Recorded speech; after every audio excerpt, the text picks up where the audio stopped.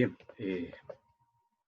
es un tiempo más que nos podemos reunir. Muy buenas tardes, les saludamos en el amor del Señor y le damos gracias nuevamente a Él que tenemos la oportunidad de reunirnos para juntos meditar en su palabra. Es un buen tiempo el que podemos tener como hermanos en la fe, como iglesia, para juntos meditar en la palabra del Señor y en esta carta a los tesalonicenses que estamos llevando como estudio bíblico.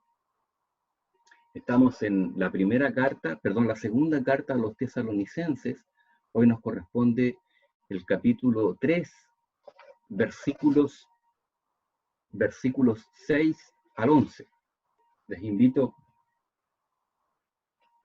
a que leamos capítulo 3, versículos 6 al 11 de la segunda carta a los tesalonicenses. Y dice: Pero os ordenamos, hermanos, en el nombre de nuestro Señor Jesucristo, que os apartéis de todo hermano que ande desordenadamente, y no según la enseñanza que recibisteis de nosotros.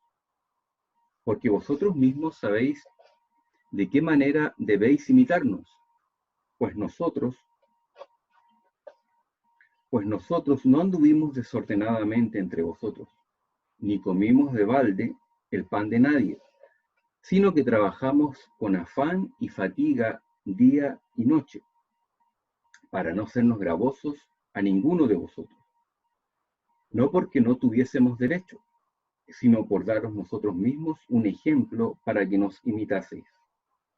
Porque también cuando estábamos con vosotros, os ordenábamos esto: si alguno no quiere trabajar, tampoco coma, porque oímos que algunos de entre vosotros andan desordenadamente, no trabajando en nada, sino entremetiéndose en lo ajeno. Antes de continuar con el estudio, les invito a que podamos encomendarnos al Señor y pedir su dirección para este tiempo. Padre Celestial, queremos agradecerte a esta hora por el tiempo que podemos meditar en tu palabra, Señor. Rogamos tu dirección, tu guía en todo, porque podamos estar concentrados en el estudio de tu palabra, Señor, porque nuestros corazones estén preparados para recibirla. Te rogamos, Señor, porque todo sea guiado y dirigido por ti. Ruego también una vez más tu dirección, Señor, a mi persona, en lo que voy a expresar, en lo que voy a mencionar. Dirígeme también, Señor. Te pedimos por este tiempo que vamos a estar meditando en tu palabra. Te rogamos todas estas cosas, agradecidos en el nombre del Señor Jesús. Amén. Bien, la semana pasada habíamos tocado el tema de la oración en relación a la difusión de la palabra del Señor. Estábamos ahí en los capítulo 3, versículos 1 al 5, fueron los pasajes que tuvimos que abordar respecto de todo lo que significa para una iglesia local el llevar la palabra, todos los requisitos que eso implica, todo el trabajo físico y el trabajo espiritual que hay que hacer. En todo eso, como vimos la semana pasada, en todo eso el Señor nos ha prometido su guía, su dirección, su presencia. Solamente nos pide que seamos obedientes y fieles a Él, y que Él hará lo demás. Lo que nosotros no podemos hacer, lo hará Él. Y lo que es nuestra responsabilidad, debemos hacerlo nosotros como cuerpo de Cristo, como iglesia local. Hoy nos corresponde ver de los versículos 6 al versículo 11 en este estudio que pudiéramos llamarle el cristiano y el trabajo, porque precisamente es de eso de que se va a hablar. Precisamente la primera palabra comienza con un pero. Como hemos dicho en estudios anteriores, a lo largo de nuestra vida cristiana nos vamos a encontrar con muchos peros. Cristo ha hecho una obra perfecta en nosotros completa, estamos posicionalmente seguros en Cristo, nuestra salvación ha sido lograda por Él, terminada, completada por Él, y todo lo que ha hecho Él en nosotros, y la Santísima Trinidad es algo completo, seguro, perfecto. Sin embargo, aún nosotros estamos en la tierra, y a lo largo de nuestra vida cristiana nos vamos a encontrar con muchos peros. Y este es uno de ellos. Precisamente el apóstol lo que va a tratar es una problemática con un problema que se había producido en la iglesia de Tesalónica en relación precisamente al trabajo. Dice la primera palabra pero, y nos va a mostrar precisamente el contraste. Pero os ordenamos, hermanos, en el nombre de nuestro Señor Jesucristo, que os apartéis de todo hermano que ande desordenadamente, y no según la enseñanza que recibisteis de nosotros. El apóstol va a mencionar la palabra os ordenamos, también en contraste a lo que había hablado anteriormente, porque lo expresó en un son de ruego, os rogamos, pero ahora dice os ordenamos,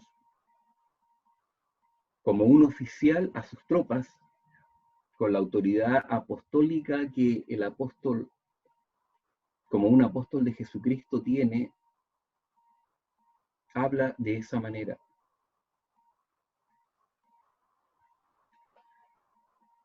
Os ordenamos en el nombre de nuestro Señor Jesucristo, y ahí vemos también en dónde descansa la autoridad del apóstol. La fuente de esa autoridad descansa en el nombre del Señor Jesucristo. Precisamente el Señor Jesucristo lo eligió a Él para que fuese un enviado, un apóstol, que es precisamente lo que significa el término apóstol. Allí descansa la autoridad del apóstol, por eso puede hablar de esa manera. Os ordenamos. Tal vez ese ruego que él hizo antes en su primera carta no fue atendido. Y la situación le obliga a utilizar estos términos. Ya no de ruego, sino como una orden. Primera Tesalonicenses, el capítulo 5, precisamente versículos 14, la primera parte, el apóstol nos muestra que ya había hablado algo respecto del trabajo en relación a la iglesia de Tesalónica. En la primera parte del capítulo 5, versículo 14, dice, también os rogamos, hermanos, que amonestéis a los ociosos. Precisamente lo que hablábamos, ahí el apóstol lo mencionó en son de ruego. Pero parece que su ruego no fue atendido. Tal vez no fue atendido por todos, tal vez fue atendido por algunos, tal vez no fue atendido por ninguno de estos hermanos que se encontraban en esa situación de pecado.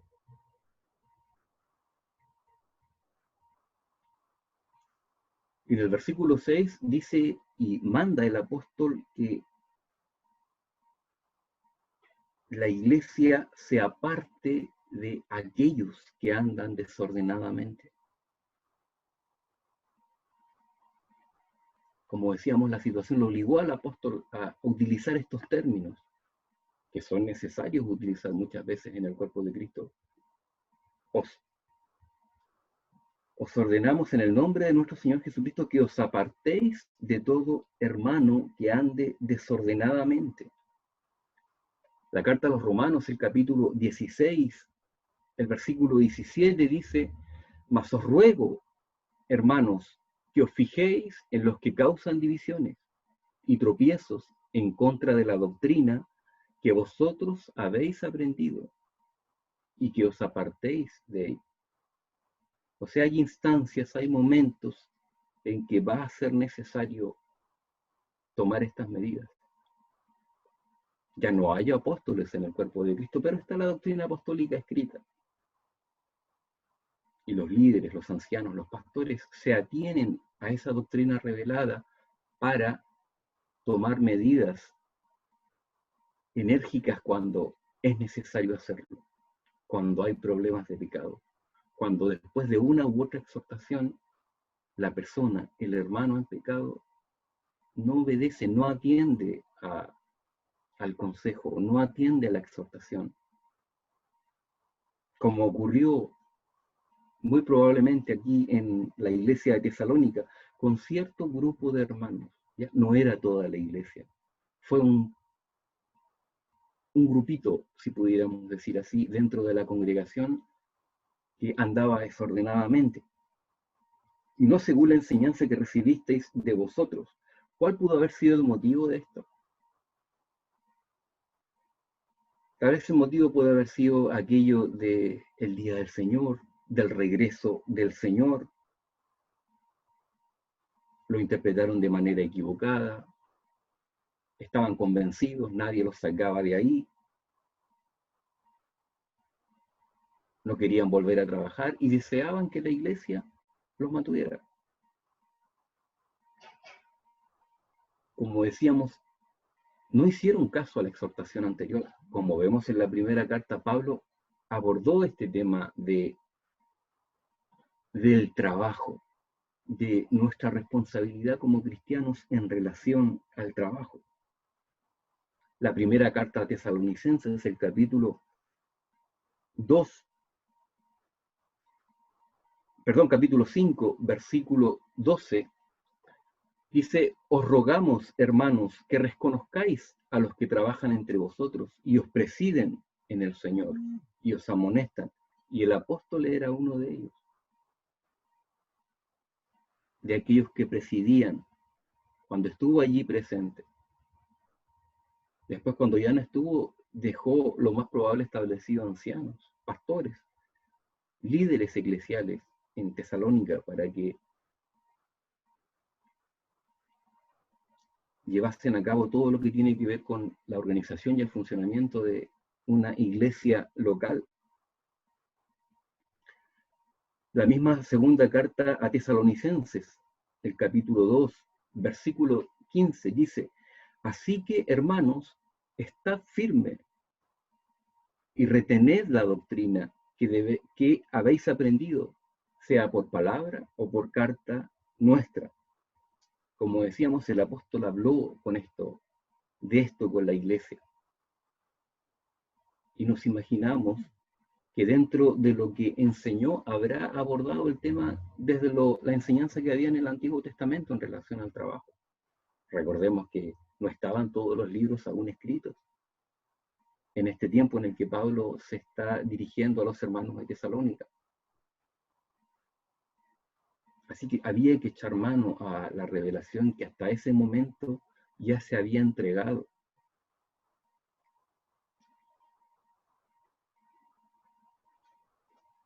Aquí en el versículo 6 se habla de enseñanza.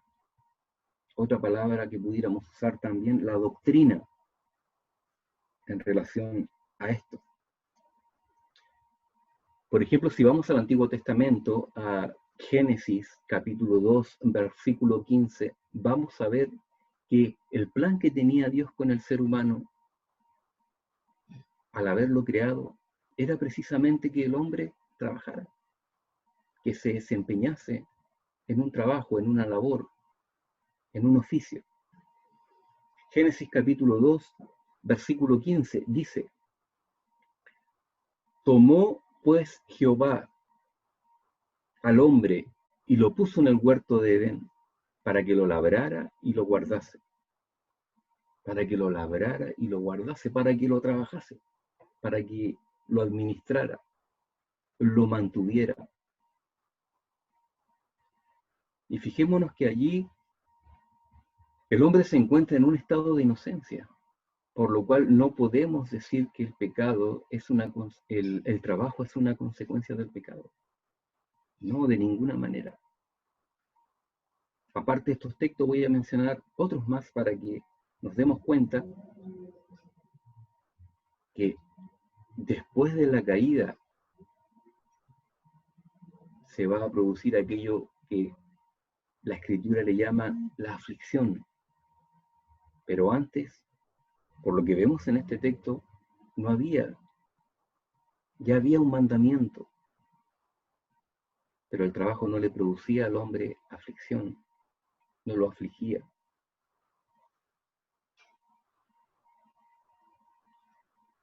Éxodo capítulo 20, versículo 9, al ladito de Apocalipsis, Éxodo 20, 9, dice: 6 días trabajarás y harás toda tu obra. Ahí continuamos viendo, a pesar que el hombre ya ha caído, continuamos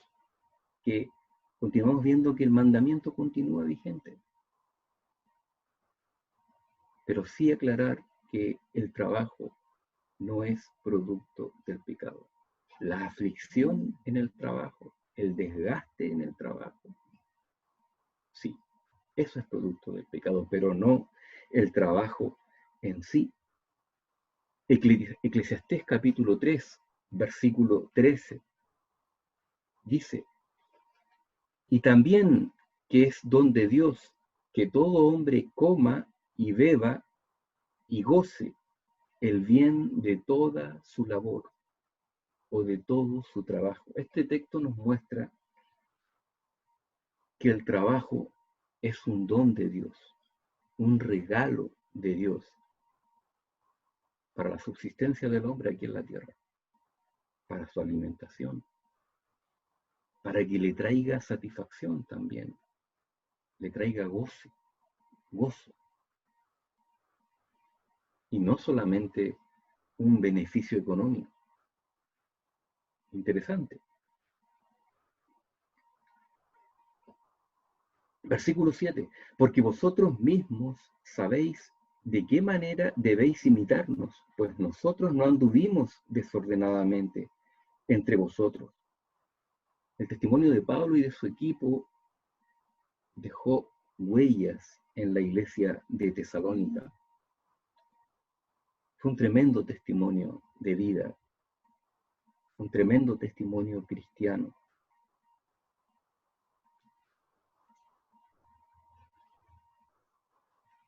Por ejemplo, primera carta a Corintios, el capítulo 11, el versículo 1, Pablo dice a los hermanos de Tesalónica: sed imitadores de mí, así como yo de Cristo. En su misma primera carta, en el capítulo 4, un poco antes, versículo 16, dice: por tanto, os ruego que me imitéis. Todo líder de iglesia está llamado a ser un ejemplo. Tal vez no nos vamos a atrever a decir como el apóstol, que me imitéis. Pero la idea es llegar a esa medida de excelencia para el servicio del reino de Dios, a ese grado de moralidad, de ética cristiana, que yo no tenga ningún problema con decirle a otro que me imite. Estamos llamados a ser ejemplo, mis hermanos. Pastores, líderes, ancianos, diáconos de iglesia, y la iglesia completa está llamado a que no es algo que se limita solamente al liderazgo de una congregación. Pero en este caso sí lo aplicamos, porque el apóstol está hablando acerca de liderazgo bíblico, de liderazgo cristiano.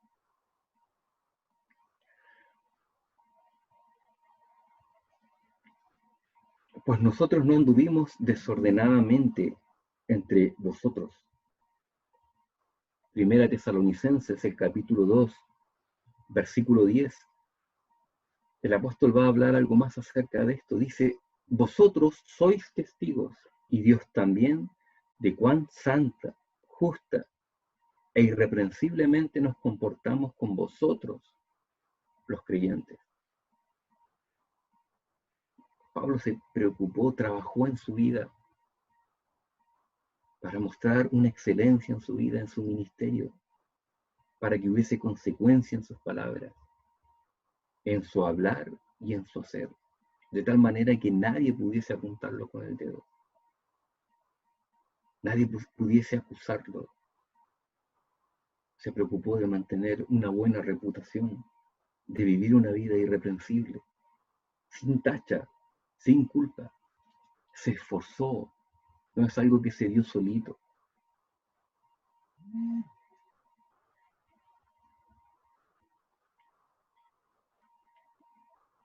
Y a la vez esto nos muestra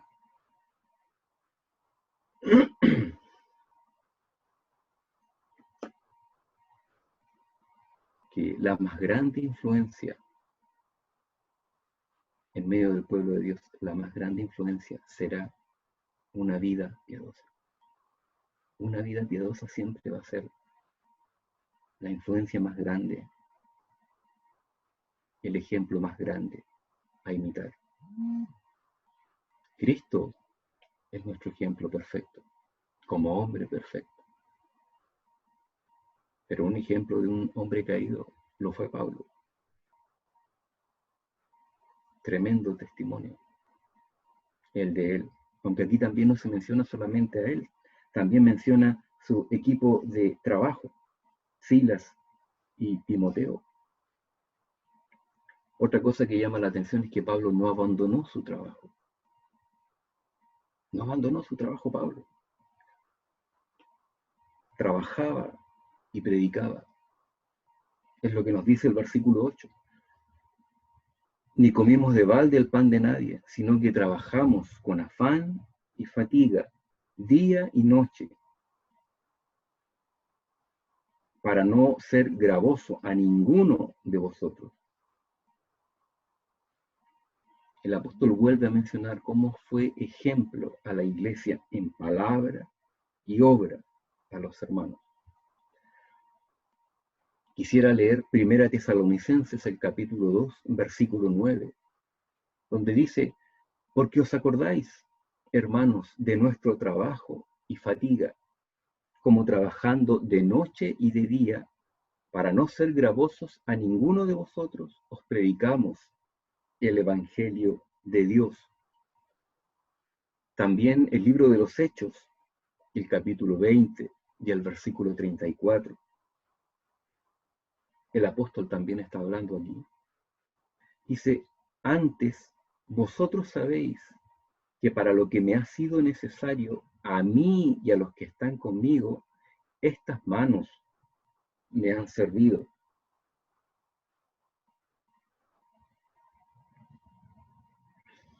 Pablo y su equipo trabajaban para su sustento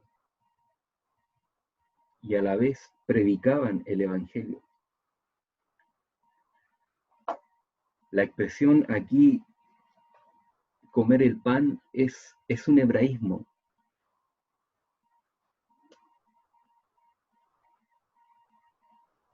Que se aplica para toda clase de alimento sólido.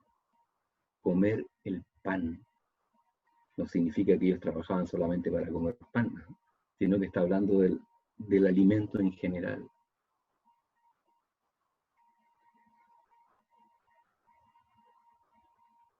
Ni comimos de balde el pan de nadie.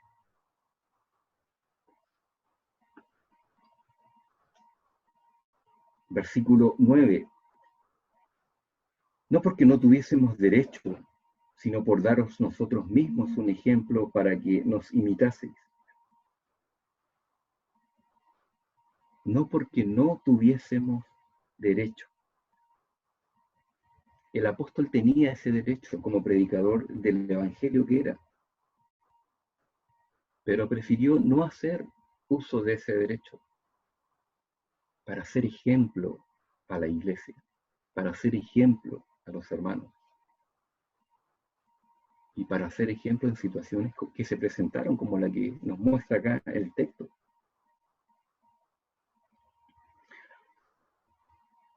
En el versículo 9, perdón, en este capítulo 9, en la primera carta de Tesalonicenses, capítulo 2, versículo 6, primera Tesalonicenses, capítulo 2, versículo 6, el apóstol dice: ni buscamos gloria de los hombres, ni de vosotros, ni de otros, aunque podíamos seros carga como apóstoles de Cristo, aunque podíamos seros carga como apóstoles de Cristo, no lo hicieron. ¿Tenían el derecho? Sí. ¿Podían haberlo hecho? Sí, pero no lo hicieron. No buscaron su beneficio propio solamente. Pensaron en un propósito más alto. También en su primera carta a Timoteo, el apóstol dice en el capítulo 5, versículos 17 y 18, hablando Pablo a Timoteo, dándole indicaciones respecto a lo que tiene que ver con la estructura de toda iglesia local.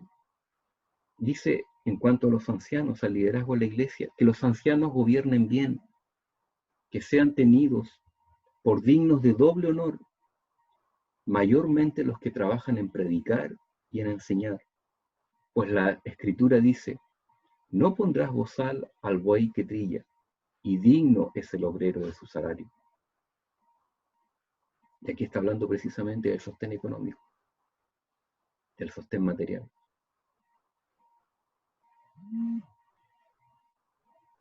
Que sean tenidos por dignos de doble honor. No solo es honor, no solamente es respeto, no solamente es reverencia, sino también esto lleva en sí el sustento económico, el beneficio material de parte de la iglesia a sus ancianos, a sus pastores. Pero Pablo estuvo dispuesto a prescindir de este derecho por el bienestar de la congregación, para ser un modelo a imitar. También en estas ciudades se dice que habían vendedores ambulantes que vendían precisamente sus enseñanzas. Y es muy probable que Pablo no haya querido identificarse con estos vendedores. Estos vendedores se aprovechaban de la gente. También Pablo tampoco quería que los incrédulos dijeran de él que trabajaba o que predicaba por dinero. Como vemos, el apóstol se cuidó de todo esto. Teniendo el derecho, se cuidó de todo esto por amor a la iglesia. Como decíamos, buscaba un propósito más alto.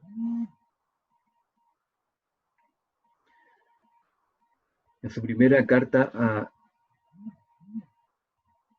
a Timoteo, el capítulo 4, el versículo 12, el apóstol, hablando al joven Timoteo, le dice, ninguno tenga en poco tu juventud, sino sé ejemplo de los creyentes en palabra, conducta, amor, espíritu, fe y pureza. Pablo sabía que esto era importante, sabía que era importante que un líder mostrase, adornase en su vida todos estos elementos, en lo que decía, en lo que hacía, en amor, en fe, en pureza. Es tan importante dentro de una congregación que los líderes adornen la doctrina, que los pastores vivan lo que creen, vivan lo que predican, y no solamente que se queden palabras, pero que su vida en la práctica diga otra cosa totalmente distinta. El apóstol no deseaba eso. No deseaba eso para Timoteo, no deseaba eso para la iglesia de Tesalónica, ni lo desea para nuestra iglesia el día de hoy tampoco. Si estuviera vivo, nos diría lo mismo. Bueno, en un sentido está vivo porque habla a través de las Escrituras. El cuerpo de Cristo está permanentemente necesitando modelos y ejemplos de vida para ser imitados. Por una parte tenemos a Jesucristo, nuestro máximo modelo, un modelo por excelencia,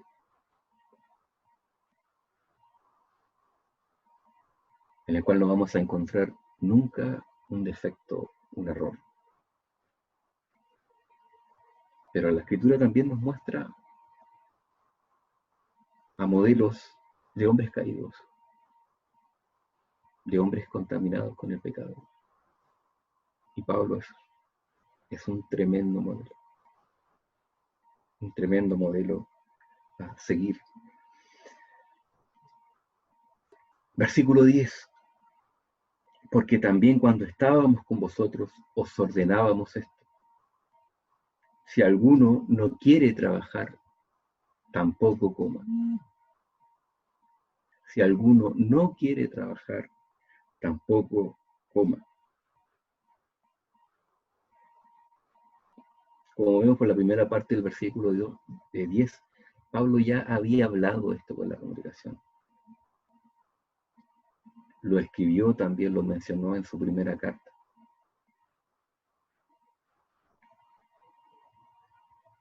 Pudiéramos decir que aquí en este versículo 10 nos encontramos con la regla de oro del trabajo cristiano. Si alguno no quiere trabajar, tampoco coma. Ojo, que la frase no quiere decir si alguno no puede, no dice eso, sino que dice si alguno no quiere.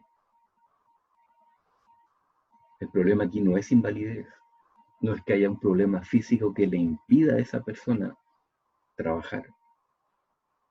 El problema es la pereza, es la comodidad, es la flojera. El problema es un pecado. Y por eso el apóstol está dando todas estas indicaciones para precisamente lidiar con ese problema dentro de la congregación. Y la persona, como nos muestra el versículo 10, tenía que sufrir las consecuencias de su pecado, de su desobediencia. Tenía que sufrir las malas consecuencias. ¿No quieres trabajar? Bueno, tampoco comas. Los judíos tenían en muy alta estima el trabajo, tanto que de los rabinos también se exigía que tuvieran un oficio que realizar.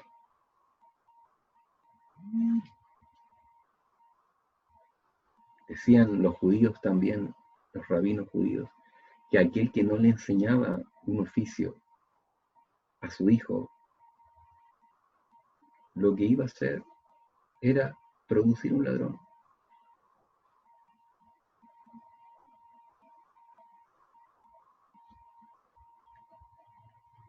Los griegos, en cambio, menospreciaban el trabajo, lo tenían en menos y se lo asignaban a los esclavos.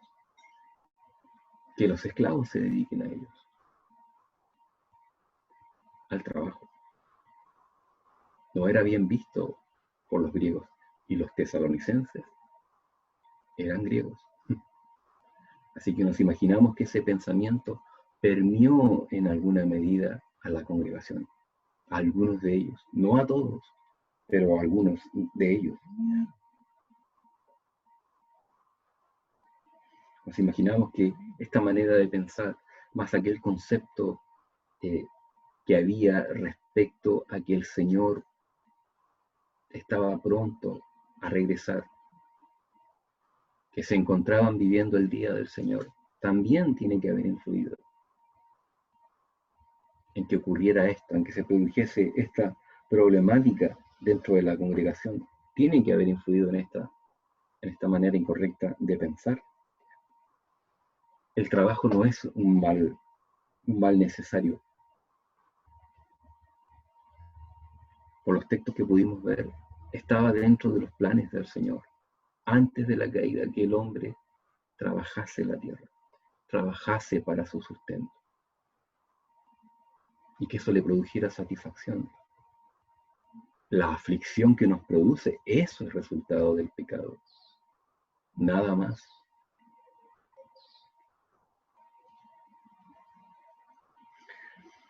Versículo 11. Porque oímos que algunos de entre vosotros andan desordenadamente, no trabajando en nada, sino entremetiéndose en lo ajeno. La ociosidad como la madre de todos los vicios. Frase que se acostumbra a mencionar, creo que la han escuchado anteriormente, que la ociosidad es la madre de todos los vicios. Los romanos precisamente decían, al hacer nada, los hombres aprenden a hacer lo malo. Al hacer nada, los hombres aprenden a hacer lo malo. Isaac Watt dijo en cierta ocasión también, Satanás siempre pone trabajos en manos ociosas. Satanás siempre pone trabajo en manos ociosas. Y así es. Así es. Así como toda mente vacía es taller de Satanás. Toda mente desordenada es taller de Satanás. De la misma manera, toda mano es ocupada. Es una oportunidad para que Satanás ponga un trabajo allí. Tanto así que la primera carta a Timoteo, el capítulo 5, el versículo 13, el apóstol, entregando indicaciones a viudas más jóvenes que habían perdido a su marido, el apóstol les manda que se casen. Les manda que se casen y le da una indicación que precisamente podemos tomar el principio y aplicarlo a esta situación que está abordando el apóstol Pablo aquí. Primera Timoteo capítulo 5 versículo 13 dice, y también aprenden a ser ociosas, andando de casa en casa. Y no solamente ociosas, sino también chismosas y entremetidas, hablando lo que no debieran. Y es muy ad hoc, muy relacionado con lo que dice aquí el versículo 11. Y cuando la gente no tenga nada que hacer, cuando tenga tanto tiempo libre, tanto tiempo disponible, no se va a ocupar en su propia vida, se va a ocupar en la vida de los demás.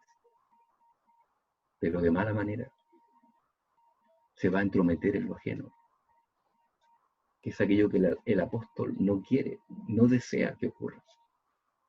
¿Es bueno que nos ocupemos de los demás? Sí, pero va a ser de beneficio a la vida de los demás, no de perjuicio, para ayudar al hermano, no para perjudicarlo, para ser de beneficio en la obra de Dios en medio del cuerpo de Cristo, no de perjuicio, no de piedra de tropiezo, no meterse en aquello que no nos corresponde, en lo ajeno.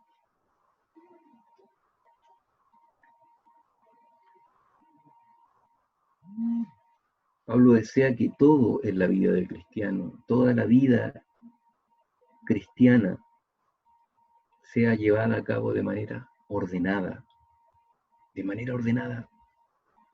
Y eso también incluye el trabajo. No hay en la vida del cristiano una parte sagrada y no hay una parte secular. Es un término que usamos lamentablemente, pero que está muy mal usado. En la vida del cristiano no hay lugar para lo secular y lo sagrado.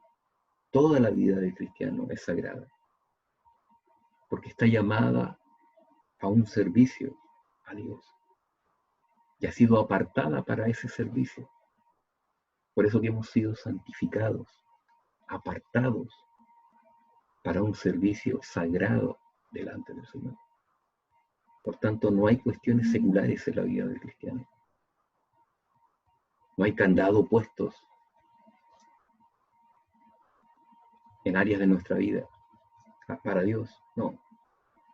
Todas las puertas de nuestra vida tienen que estar abiertas, porque nuestra vida debe ser sagrada. Está llamada a ser una vida apartada para el servicio del Señor.